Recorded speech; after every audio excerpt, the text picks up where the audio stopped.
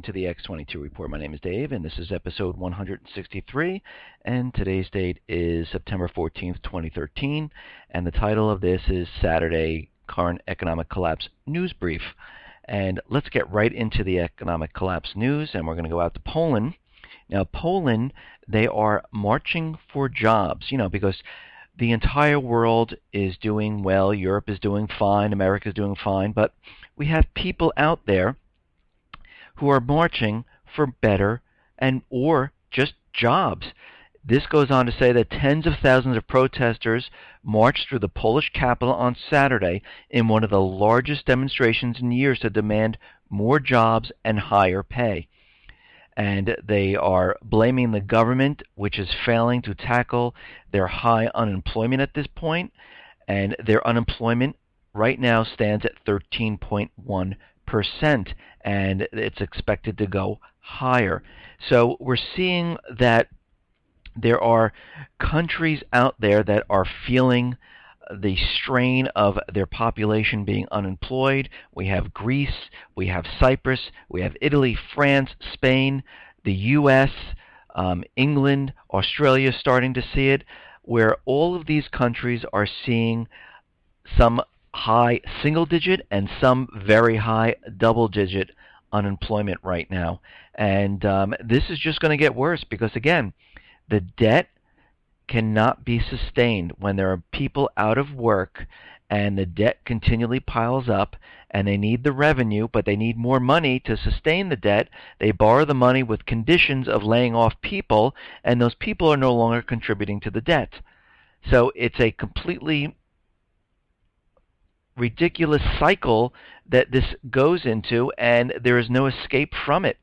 And it just gets worse and worse and worse, and that's why we're seeing Greece is on its third bailout already, because it's proven that it does not work and their unemployment continually to rise. And now we're seeing Poland, the people are getting frustrated of not having work, and they're marching now to show the government what they think and what they want.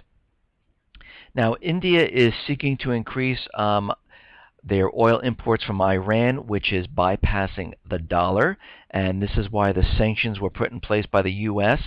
To try to hurt Iran, because they believe they're 3 to 5 years out from making a nuclear bomb, which has been in the making for 25 plus years, and they've never produced or used any type of such bomb. But right here, India is purchasing even more oil from Iran, and it's bypassing the dollar using the Indian rupee to purchase the oil. And this is why the central bankers, U.S. government, wants Iran and Syria. They want to get in there and replace those governments, put them on the U.S. dollar as a reserve currency, and set up private Western central banks. And this is the entire purpose for all of this. They've done it in Yemen. They've done it in Libya, Lebanon, Iraq, Somalia. They've done it in more countries than I just mentioned, but they are continually keeping control of all of these countries, controlling the natural resources, and making sure the U.S. dollar is used.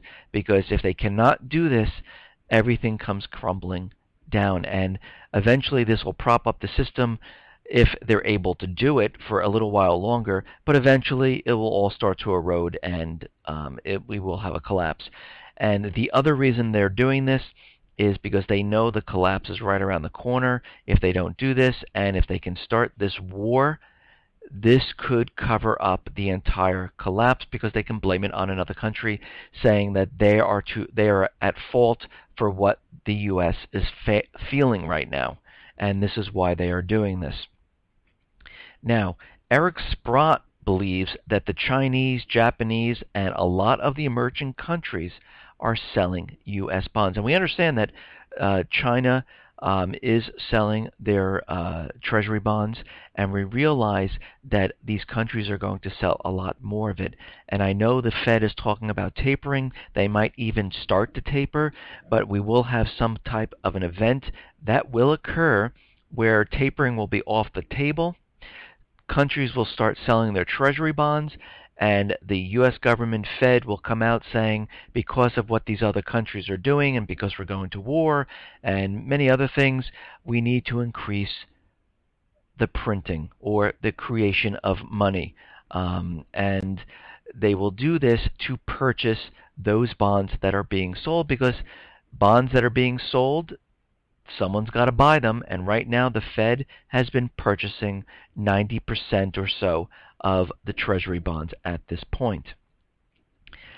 Now, going to Syria and looking at this situation, we understand that the American people were not for this war. We understand Congress was not for this war, and there was a survey out from the Military Times saying that 75% of the troops oppose strikes of Syria.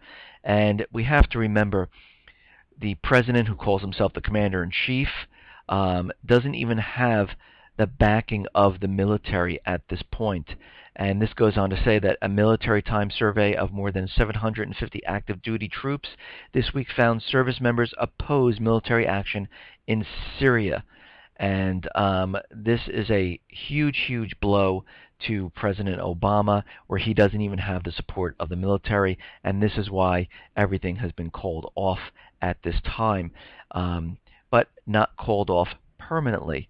This is just a little hitch or a glitch in their plan, and they will be making other arrangements to get this war started. We've already seen them with Al-Qaeda coming out, which is, a CIA-paid operative group, saying that they're going to attack the U.S. because the best way for the central bankers, U.S. government, to get a war started is to bring it to U.S. soil and let the people feel what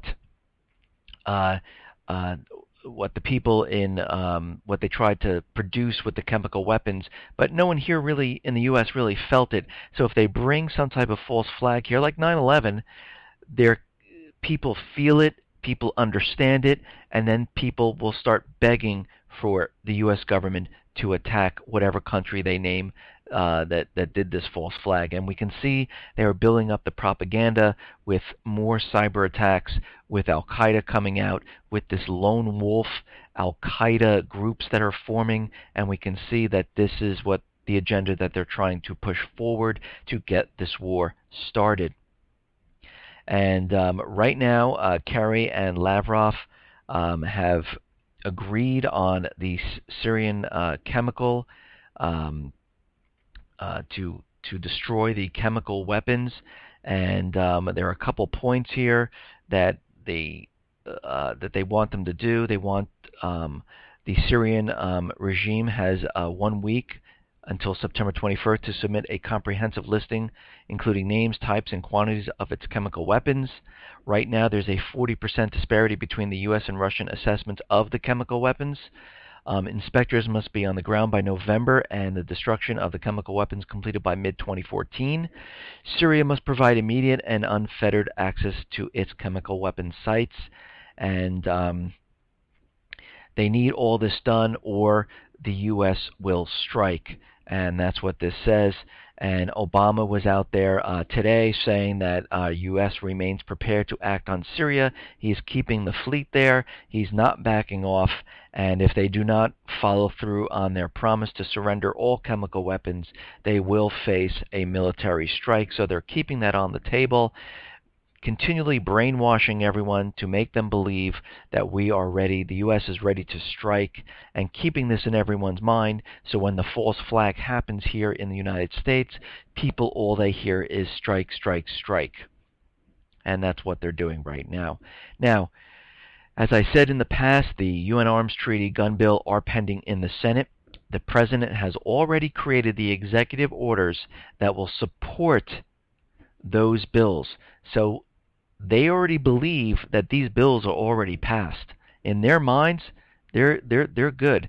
But again, they will do everything to stop people from acquiring weapons, and they are trying and doing everything they can to disarm the people of their weapons, because their biggest fear is to have the people rise up and kick out the present government that we have right now. And the only way they know how to do this is with continually putting thousands of different laws on the books, trying to make it harder and harder to purchase a weapon. And the newest one is a massive gun tax. And I said this in my previous reports. Every time you see more military drills, more taxes, more laws that don't make sense, that remove your rights, the collapse is getting closer and closer. And right now what they're doing is they're going to increase the federal excise tax on handguns from 11% to 20%. They're going to increase the federal excise tax on ammunition from 11% to 50%. They're going to increase the NFA tax from $200 to $500. And this goes on and on and on, and they are trying to make it very, very difficult to purchase, or very expensive to purchase, ammunition and weapons. And this is one way they're trying to limit what the people are able to do. And again, we have to remember what the Second Amendment says. The Second Amendment shall not infringe means shall not limit. And what they're doing is they are limiting. They're making it difficult because they understand what is coming, and that's why they have the NDAA in place. That's why they created the DHS. That's why they have TSA. That's why they have FEMA.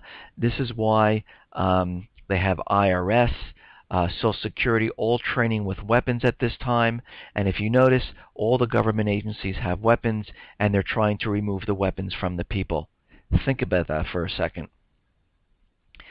The government is continually watching us all the time, and here are 8 different ways that the government watches us right now. They take photos of your license plates with these new photo license plate readers. They are recording you in public places. Dozens of cities have installed surveillance cameras in the public areas to catch and prevent crime, but they're watching all law-abiding citizens also. They are tracking your location using your cell phone data. They're reading your emails and text messages. They are snooping on your phone records. They're watching you from the sky with drones. They're spying on you through your fridge. And more households' appliances are connected to the internet, which is inconvenient for them to hack in and listen to your conversations. Even streetlights now have the ability to listen in on conversations on the streets. Now, there is a report that the Western world must brace itself for a 9/11 cyber attack. Experts speaking at an international counterterrorism conference said the following: the Western world need to brace itself for a cyber attack of unprecedented proportions. We have not had the 9/11 yet in cyber, but it will come, said Adrian Leppard, Commissioner of the City of London Police. And this goes on to say, he noted that 90% of recent terror attacks have been prepared, planned, and incited through the Internet. The Internet today is the most powerful tool that terrorist organizations have at their disposal. And we have to be ready because we know for a fact their end game, their doomsday false flag, is a cyber attack. That doesn't mean that they will not use cyber attacks before this. We're probably going to see something happen this fall and early winter because, like I said in my previous report, which was yesterday, episode 162, they will try to get this war started. We've already seen the propaganda for something happening. We already know that there's new Al-Qaeda groups called lone wolves where they can't keep track of all these people, and we understand that they have been planning to go into Syria and Iran for years, and they will not stop. It will continue. They are going to push this war forward. Now, if you remember back, we had some NASDAQ glitches in the systems. We also had it in Google, Amazon, Twitter, Netflix. And now the U.S. Securities Exchange Commission wants to put a kill switch on the exchange systems. And how convenient, because the kill switch can be used for 2 purposes. It could be a to stop the systems when they're being cyber attacked. They can just shut everything completely down. Or these kill switches can be used to show and be used as to show that there is a cyber attack where all the systems just go down and they do things on the back end to adjust the system to make it look like they've really been cyber attacked. And I thought that was very interesting because they've been talking about cyber attacks. Al-Qaeda now, which is, a front, is talking about attacking.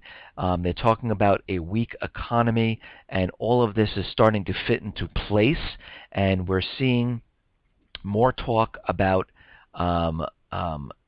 things happening here on U.S. soil, and we understand that the fiscal budget for the rebels comes up September 30th in Syria. The U.S. government, central bankers are pushed against the wall right now. They couldn't get the war started. The Fed is being ordered to taper, and we understand what will happen when they taper. The market will come crashing down, and they do not want to be blamed for this. We understand there is a power drill, a power grid drill coming up in November. The FBI is reissuing new warnings now of cyber threats. So there is a lot happening, and we do understand that something definitely is going to occur come this fall or early winter. Listen, everyone, thanks a lot for listening today. Be well, be safe, and especially be prepared. Thanks a lot.